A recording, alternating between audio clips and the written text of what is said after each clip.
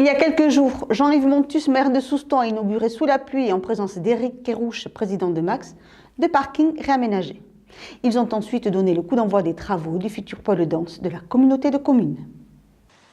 Les parkings Sterlin et celui appelé désormais Pierre Barrère, situé en face de la maison de retraite, ont tous deux fait peau neuve. 157 places de stationnement, toujours gratuites, ont ainsi été recréées pour faciliter l'accès au collège et au commerce.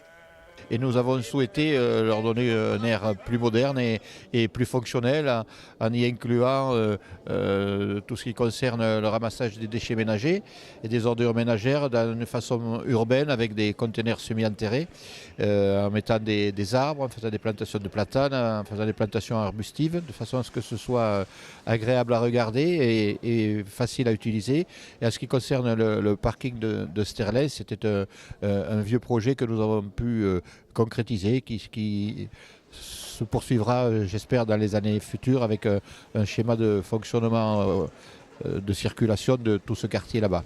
C'est vraiment une opération que nous n'aurions jamais pu faire tout seul et la communauté de communes nous a donné un sacré coup de main. Je voudrais ici remercier tous les élus, en particulier le président Kerrouche qui a porté ce projet avec moi.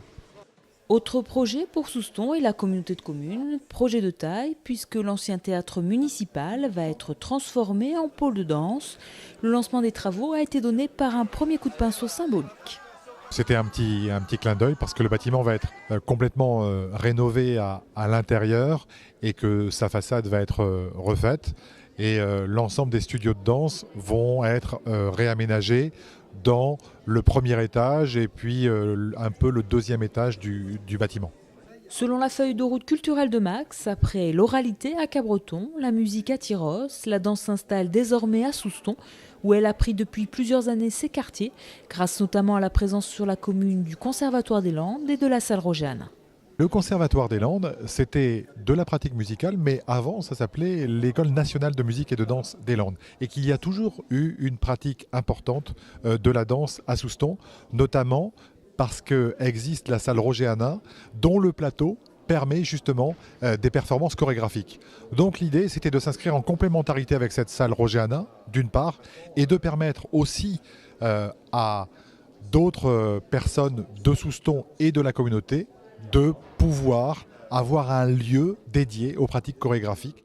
Pour les élus qui ont travaillé sur ce projet, le pôle danse se concrétise enfin. On a commencé déjà à travailler depuis très longtemps pour la conceptualisation de cet espace avec le conservatoire, avec les professeurs de collège, pour qu'on ait vraiment un espace adapté non seulement aux résidences d'artistes, des compagnies professionnelles, mais aussi à l'ensemble de la pratique donc amateur, avec les groupes danse du collège et aussi ça sera aussi l'espace de pratique du conservatoire. Dès la rentrée de septembre, les danseuses et danseurs de Max devraient pouvoir faire leur premier pas de danse dans ce nouveau pôle culturel de la communauté de communes auquel il ne manquera plus qu'un nom.